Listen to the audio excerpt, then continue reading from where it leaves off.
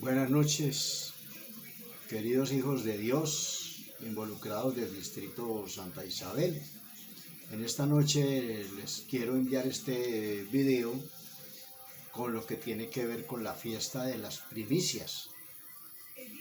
Y el título de esta meditación la llamamos Las primicias y la obediencia.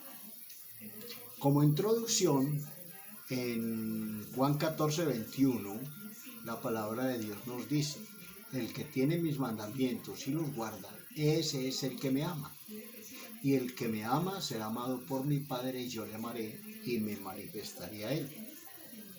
Así que, teniendo en cuenta esto, lo que dice este versículo, entonces esto nos da a entender lo siguiente. 1. Que la obediencia es lo esencial de las primicias, el diezmo y las ofrendas, ya que todo esto se lleva a cabo por principio bíblico, o sea, por obediencia.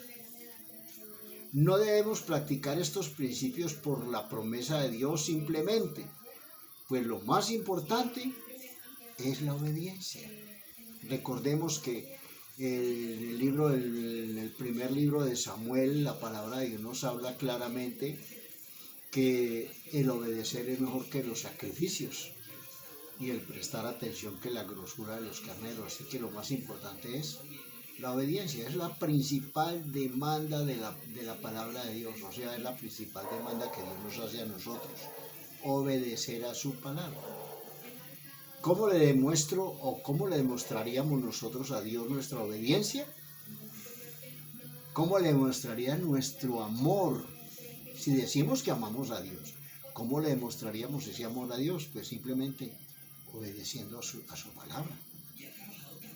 Como punto 1, hablemos del señorío de Dios.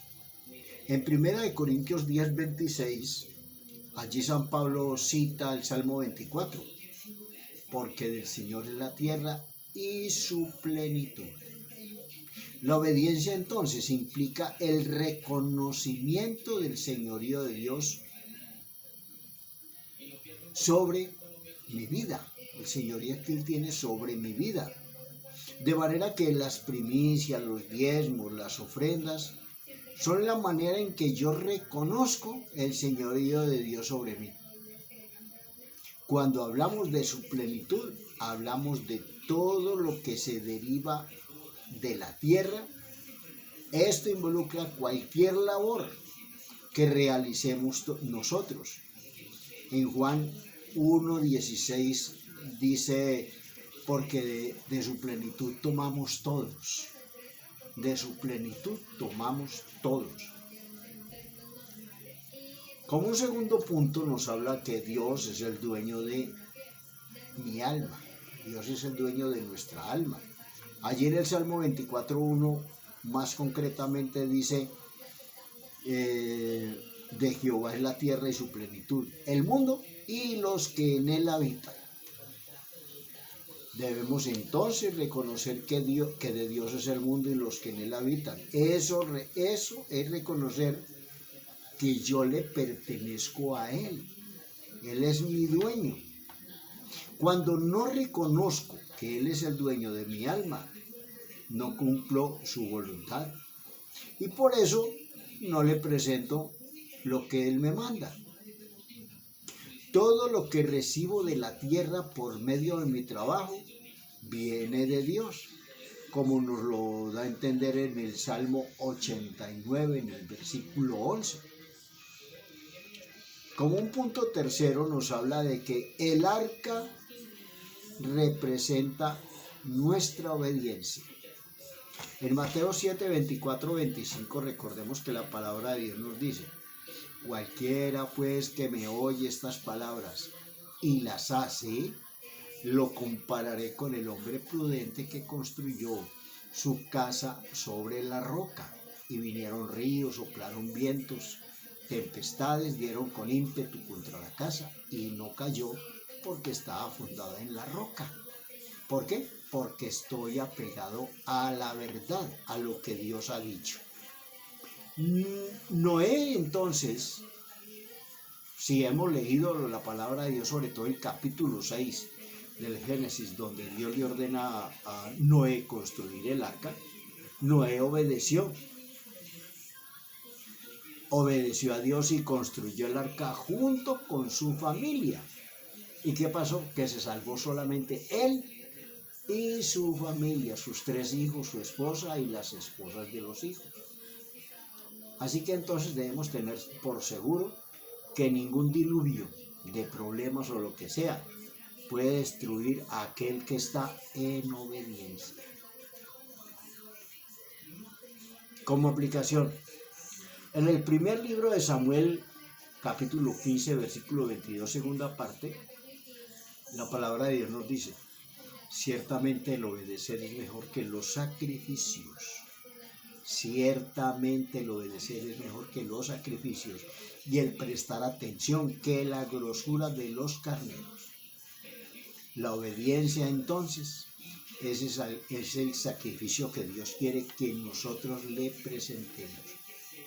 Recordemos que el que ama a Dios, el que tiene sus mandamientos y los guarda, o sea, vive conforme a ellos, ese es el que ama a Dios. Y el que ama a Dios, el Padre le amará y vendrá Jesús también y harán morada en esa persona. ¿Por qué? Porque tiene la bendición. Todo eso nos lo dice la palabra de Dios.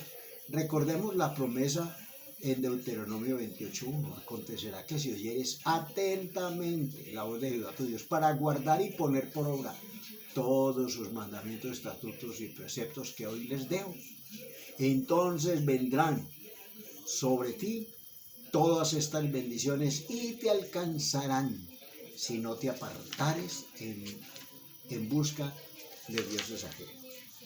Así que entonces, por este tiempo, la principal primicia es tener una actitud en el corazón y una decisión radical de empezar a obedecer ciegamente en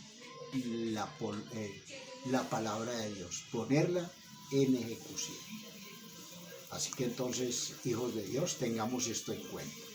Oremos. Padre bueno y santo, en el nombre de Cristo Jesús, te damos muchas gracias por lo que a través de tu palabra nos enseñas. Ayúdanos, oh Dios de los cielos, a tener cuidado de poner por obra todo lo que tú nos mandas, porque sabemos, creemos y entendemos que es lo mejor que podemos hacer, porque si hacemos esto, veremos permanentemente tu cuidado, tu bendición.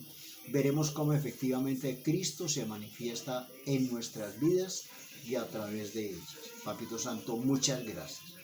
Padre Santo, de una forma muy especial, quiero rogarte que tu bendición, tu misericordia y tu bondad sea derramada sobre cada involucrado del distrito de Santa Isabel, sobre los que han participado de la célula madre y sobre aquellas personas que del ministerio, en verdad, de todo corazón, ha querido aprender a amar a Dios como se le debe amar. Padre bueno y santo, a ti sea entonces toda alabanza, adoración y acción de gracias en el nombre de Cristo Jesús. Amén.